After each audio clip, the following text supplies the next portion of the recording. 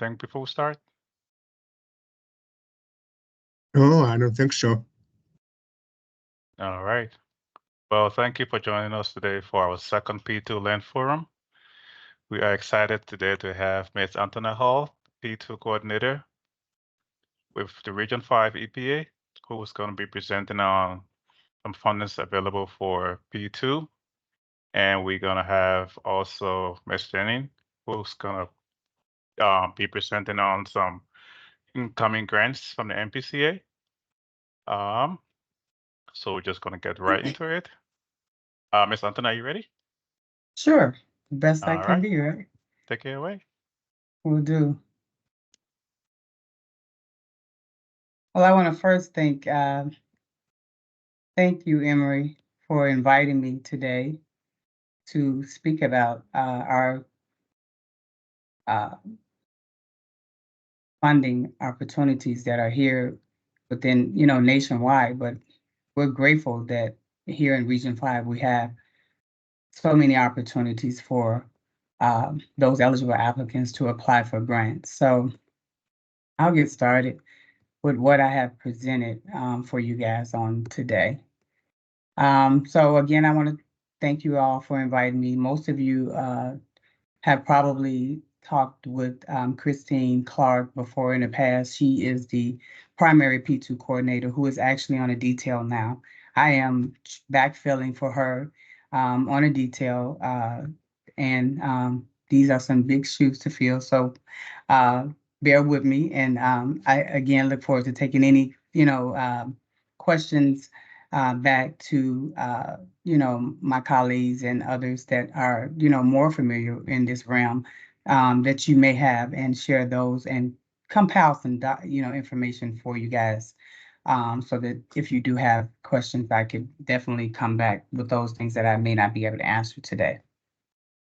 So you guys probably have been aware of the email blast or notices about the funding opportunities that we have available right now. EPA has dedicated $24 million towards grant funding to further the initiative of P2. And here in our region, Region 5, we have at least 3 notice of funding opportunities. I'll be stating those as NOFOs throughout the presentation. And the first one is the Source Reduction Assistance Grant Competition. That grant competition closes April 15, 2024. The second 2 NOFOs are the Bipartisan Infrastructure Law and the Traditional P2 Grant Competition, which closes on May 17, 2024.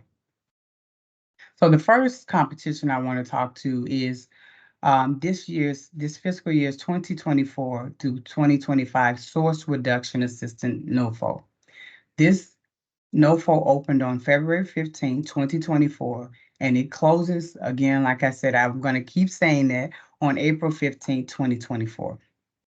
This regional competitive grant program provides funding for projects that promote practical source reduction practices, tools, and training, or P2 approaches such as reducing single-use plastics or using green cleaning or other safer chemical alternatives.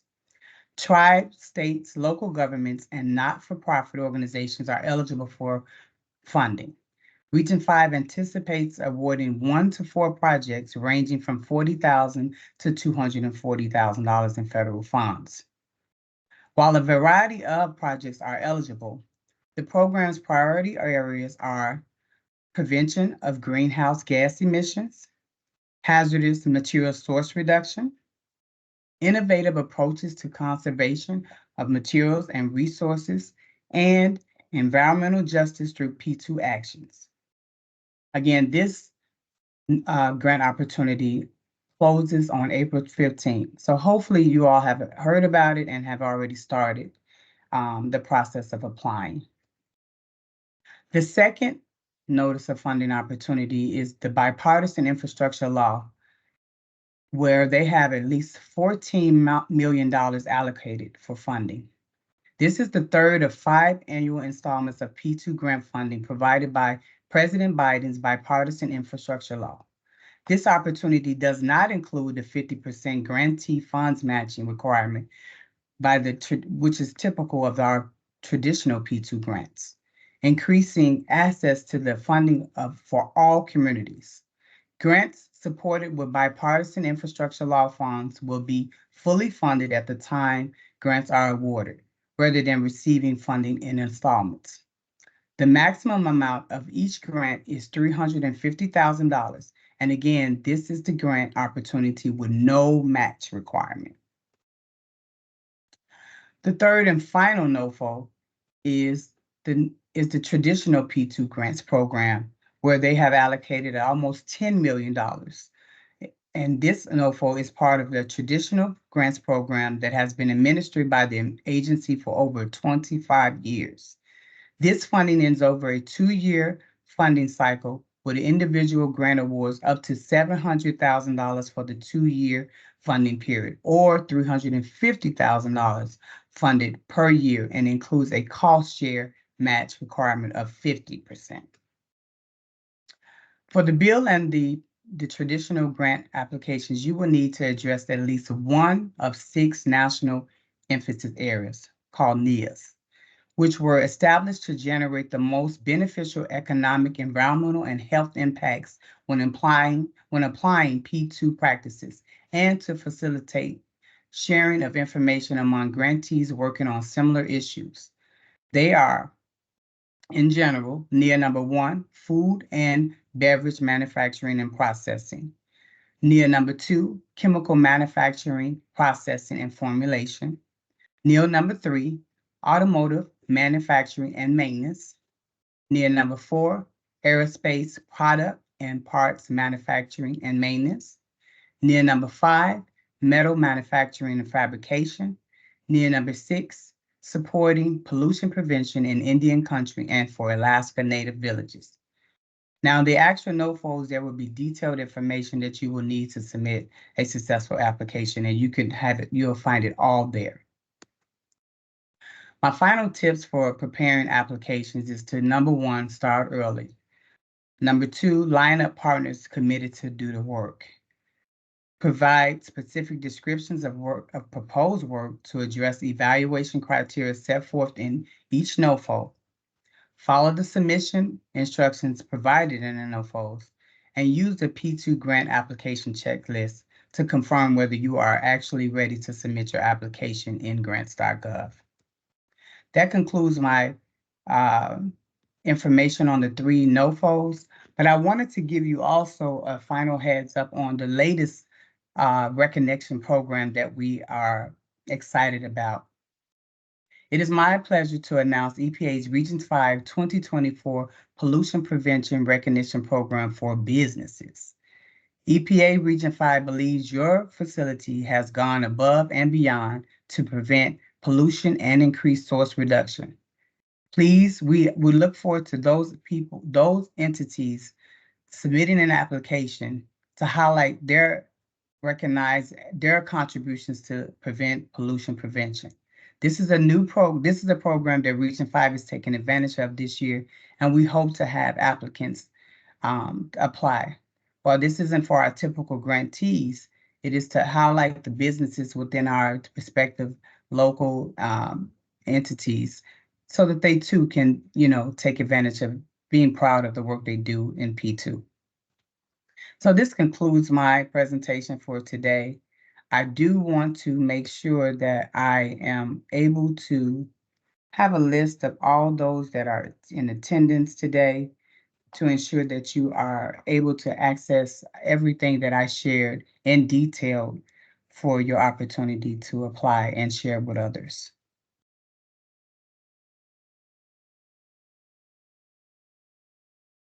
Thank you, Antoinette. Mark, do you have a question?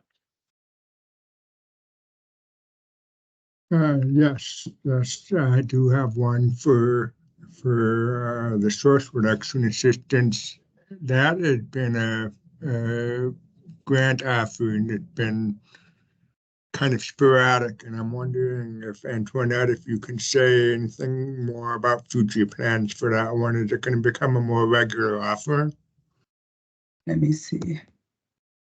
I'm sorry. So you're saying that you're saying that it is, that is sporadic. It seems to come around every other year. Uh, Okay, Mark, is that what you're that's been a asking? recent case. You think that's going to continue?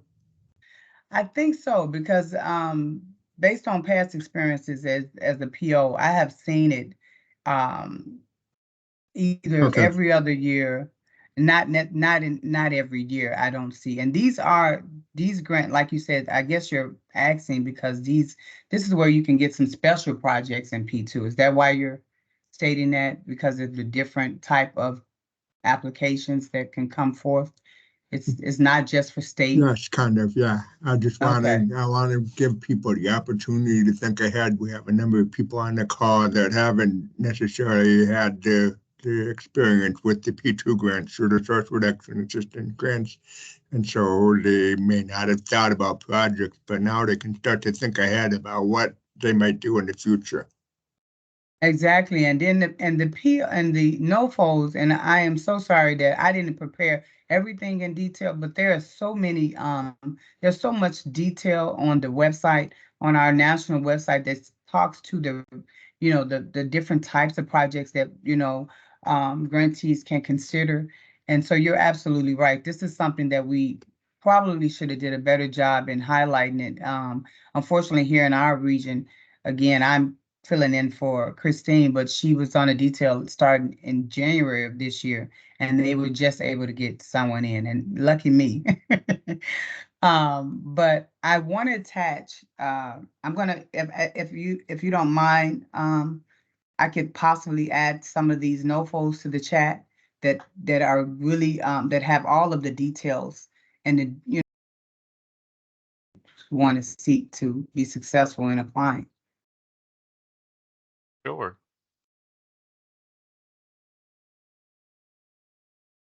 So yeah, to your question, Mark, it's typically every other year, and I have experienced that as a PO. So um, it would be good if we can get these annually or every fiscal year.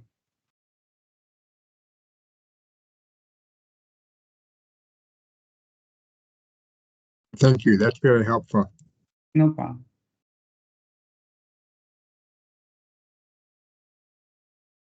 Do we have any other questions for Ms. Antoinette?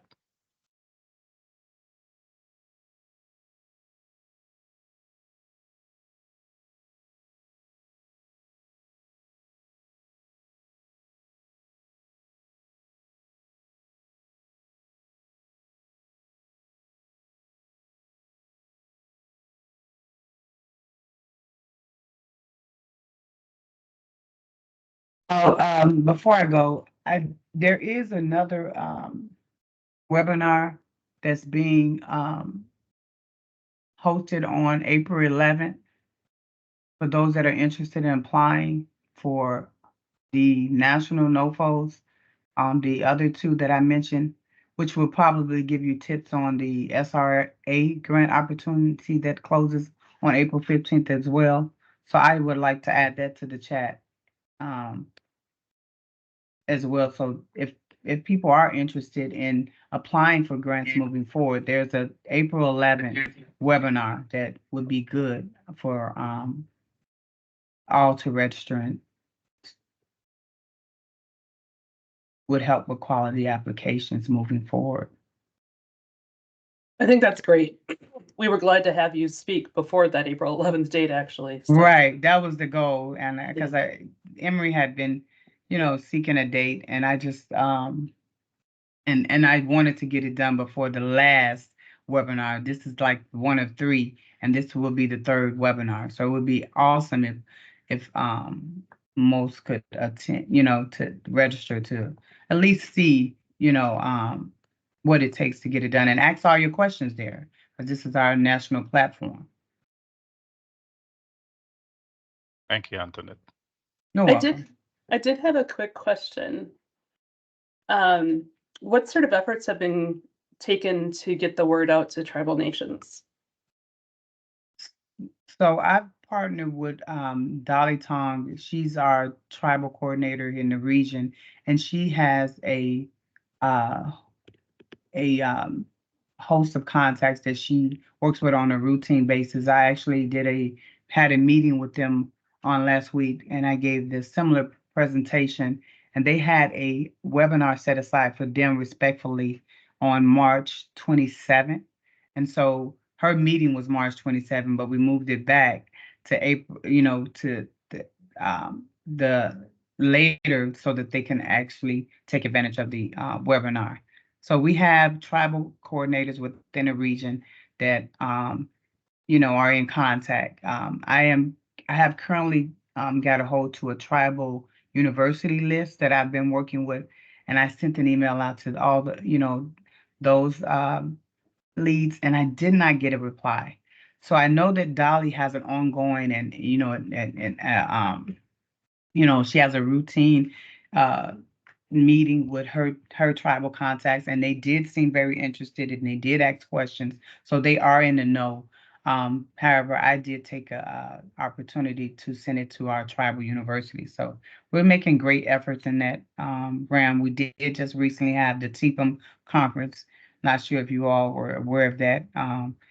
Yeah, and so they have been in the know of what is to come when it comes to P2 grants. Thank you for asking that, Melissa. Oh, thank you for your answer.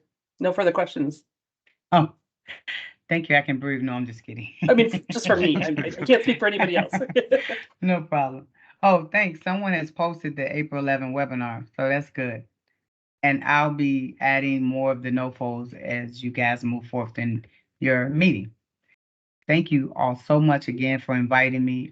Again, I hope that wasn't too fast of a spiel, but I just wanted to do a summation of the three to let you all know what was out there, and hope that all that that we can continue to spread the word and promote P2. Thank you. Thank you. All right. Janeen, do you want to take it away?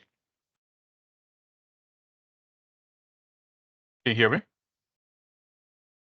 Okay. Yes, I can hear you. I wasn't sure if you said my name. I'm sorry. I apologize. Thank you, David. Emery. I'm sorry, Emery. Okay. Hello, everybody. My name is Janeen Dednam-Wright, and I am the Grant Services Manager for the Grant Services Unit, a very new unit to the agency. I can't see anyone, so if someone should raise their hand, just stop me, or if you have a question during this presentation, I'll be happy to stop or take answers or questions at the end. So the Grant Services Unit is a newly commenced unit within the FAB section of the Operations Division as of June 2023. Mark Snyder from the RMAD Division did request that I present a snapshot of the processes and key roles of our unit to assist program managers and staff that have to meet deadlines and assist in grant writing of grant applications. In today's presentation, we will explore 6 topics of the Grant Services Unit within the MPCA's Operations Division, and also the Financial Assistance and Budgeting section. We will start with the history, the present status of where we are, the roles and responsibilities of our staff, where to go for questions and answers and documentation, some of our highlights and accomplishments, and the next steps that we plan for the unit. Early in 2022, Deputy Commissioner Peter Tester and Chief Financial Officer Nicole Green envisioned a new grant services unit to focus on the federal and state funding opportunities coming into the MPCA to further enhance the protection of the environment. Shortly after the Infrastructure Investments and Jobs Act was passed in November of 2021, the Grant Services Unit became a reality with the hire of one agency policy specialist. Within 2 months of the unit's inception in August, additional federal funding was passed under the Inflation Reduction Act of 2022, giving abundant funding opportunities to agencies across the enterprise, including the MPCA. In addition, The Minnesota State Legislature supported the agency with state funding under the One Minnesota budget as well. The One Minnesota budget focus for the MPCA includes funding for PFAS, environmental justice, climate change, and data information technology. The PCA has a historic opportunity to increase staffing shortfalls and create many key solutions in climate, air, water, and land to protect the environment in ways we could only previously dream of. In June of 2023, the new Grant Services Unit was activated by the Chief Financial Officer with the support and approval of the S&T leadership of hiring staff. During the Leadership Academy presentations in December of 2023, I focused my presentation on how to build a new unit and what I learned and what would be helpful for new leaders in programs and projects across the agency. That recording should be available from the Continuous Improvement Unit's Leadership Academy team. The new Grant Services Unit has completed their onboarding, orientation, MMB, mandatory training, and DKT trainings, meeting all deadlines, and they met them very early. Early in March of 2024, the unit sent out a feedback survey to fiscal coordinators, key program and project managers, and key SMT leaders who have worked with the grant services team over the past year or more on grant applications and management of grant reporting. Of the survey sample of 24 leaders, we received a 25% response rate. Now, the feedback survey will be sent out quarterly throughout the year with various questions. If you receive a feedback survey from the Grant Services Unit, please take a moment to answer the questions so that we can continue and provide continuous feedback and improvement of services to all the program and fiscal areas of our agency. We continue our ongoing coordination with the Governor's Office, MMB, Commerce, and others, including partners and stakeholders and other agencies across the enterprise for possible collaborative funding opportunities. And we will continue to seek multiple ways to secure optimal funding. We also have a monthly IIJA, IRA coordination that occurs across the agency. And some of our partners with that are the Governor's Office, MMB, Commerce, and other agencies across the enterprise as well. We also have been involved in EPA grant debriefings as a liaison to provide updates and continuous grant process improvement and for ongoing and continued grant awards. The roles and responsibility of our new Grant Services Unit was completed in January of this year. Our current staff consists of Kimberly Hansen, who is the Agency Grants Coordinator. She is responsible for the coordination and management of grant applications, cooperative agreements, and the programs and fiscal routing approval processes. Lita Johnson is our Agency Grants Reporting Coordinator, and Lita is responsible for the management of ongoing quarterly and yearly fiscal reporting. Susan Sparky Kedzie, our grant writer, is responsible for assisting program managers in the grant application narratives and also responsible for reviewing the applications from a reviewer's perspective, so that when a reviewer is reading a grant application, sometimes we could be bogged down with technical expertise, which is great and fantastic, but the reviewer cannot connect the dots. And that's something that we have been told by EPA. And so so Sparky's job, my job, are to always put on that reviewer hat to connect those dots for the program areas. And also we have Jaslyn Jazzy too, our student worker, who is responsible for the clerical coordination of the unit and managing the grants working list.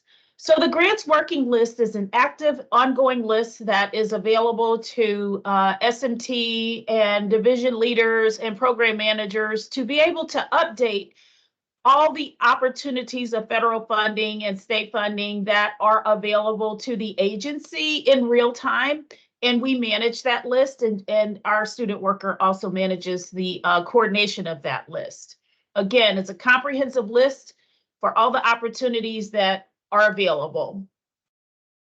And I serve as the Grant Services Manager. So when you have an opportunity to get a grant project that's coming up and you've got deadlines that you've got to meet within a certain amount of time, very little time usually, where do you go? So some of the places one of the best places to go is to the LORACs for incoming grant information, documents, forms, and guidance forms that are also provided there. You click on, when you go into the LORACs, you click on the operations link or operations tab, and you go to incoming grants and cooperative agreements, which is a link. And we worked really hard with the LORACs folks and all of the people in the business solutions area to update all of the forms. So there are active hyperlinks that are accessible. They're cleaned up, they're beautiful. I could not be more proud of the work that these teams have done to make sure that we had the most accurate and informative information. For example, checklists of the grant closeouts, who your fiscal coordinator might be for your division, who you might work with in grant services if you don't remember anything I say today. So really proud of the work that has gone into updating the forms and guidance documents on the LORACs. Couple of highlights and accomplishments of the IIJA IRA funding that we have received since I came on board almost 2 years ago. And you'll see a couple of the projects that we have been involved in and currently continue to be involved in. So those are some of the highlights that we've done as a sole person in one unit, a unit of one, as well as our new staff. Next steps for the Grant Services Unit includes a paper email routing system that we have currently to an automation in Tempo. All of our Grant Services Unit documents are in OnBase, so you can grab them from there or the LORACs. Ongoing staff and manager training for the unit so that we are continuously providing every program area, every division, the best services when it comes to writing grants and getting the documents, getting them all coordinated. And also the reporting of those documents are very important to future funding. And we will continue to find traditional and non-traditional funding sources. So I always like to leave, when I give a presentation, I always like to provide an enlightening quote. When I'm wrapping up my spiel, my song and my dance, today's quote comes from Madam C.J. Walker, the first American woman to be a self-made millionaire. She was a philanthropist, entrepreneur, chemist, who created and sold hair straightening products and mastered an army of women entrepreneurs across the country. One of the things she said is, don't sit down and wait for the opportunities to come. Get up and make them happen. And this has always been our North Star in the Grant Services Unit since coming in, and this is how we will continue to operate until we are told otherwise.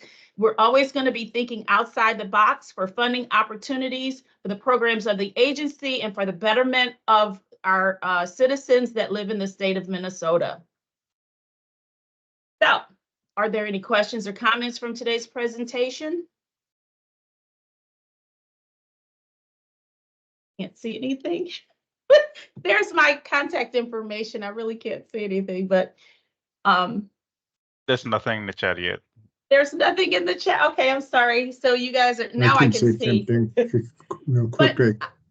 I'm sorry. Go ahead, Mark. Janeen, thank you for walking us through this process with the Grant Services Unit. Sure. I know it's new, and a lot of us are not very familiar with it, and so it's been very helpful to learn more about what you all have been doing. Thank you so much, Mark. I appreciate the opportunity to talk to your teams. a team of folks that are doing the real hard work on the ground. And again, if we can be of service, or I noticed that you all said you would not be applying for the source reduction opportunity. And I heard you ask the question, it could be a timing issue or a staffing issue. I hate to rush that for you all, but if you need our help in changing your mind or something along that line, let us know. We're here to help. No, for that one, I'll talk to you offline on that one. But Okay. we are planning to focus on those other two opportunities that Antoinette mentioned, and one of the Understood. things that came up and that I'm still in conversations with Antoinette and folks at EPA about is how some of the things have changed with partnerships in the Okay. proposal applications, and we had previously, you've seen in our proposal, we partnered with MNTAP at the University of Minnesota, and the process is a little bit different. Well, we can't necessarily just name a partner like we have been, so we have to figure out how to navigate that. And Understood. so one of the things that I'm glad that we have a little bit of time, that folks who are on this call, if you have ideas for, and particularly for that recurring grant proposal, because that is one that the agency has matching funds set aside for. Antoinette mentioned that 50% match requirement, and we do have matching funds set aside for that. So we want to make sure that we use those and keep those in the budget for future opportunities so we can continue to do that. And so if people have ideas for how we could utilize that and reach out to some of those industries that were mentioned as emphasis areas, please talk to me, because I will be the one that will be writing up that proposal. And we will help you. We'll help you, Mark. You know we will. I don't know if you've worked with Sparky before as a grant writer, but she's amazing. So in the recent ones that we've done. okay, so. cool. Okay, wonderful. Well, thank you so much for inviting me. I don't see any other questions, so we're around. Just look for us. Thank you so much. Before you hop, Janeen, I just wanted to say thank you so much for your work and the work of your team, because even if I don't understand all of what you do, I understand the great magnitude of the work that you're doing. And I just have to say thank you for it, because I know that we do rely on a lot of the funding, but also the support to get the funding. So thank you. That's right. And you're very welcome. And we will continue to be here for you as long as you need us. So thank you. Have a great day. Thanks, Janeen. Bye-bye.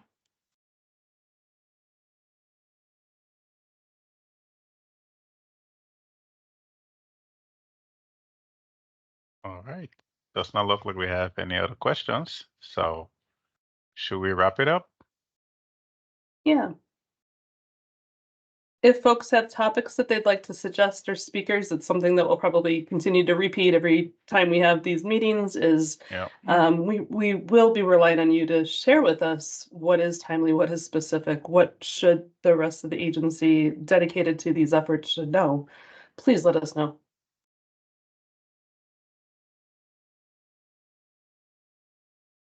I think that's kind of it. Anything else, Mark or Emery? No, I think that's it. Just a reminder that if folks want to get an actual meeting invitation to go on their calendars, we do have a P2 issues distribution that's set up. So you can send me a note and I can get you added to that distribution list. Sounds good. All right.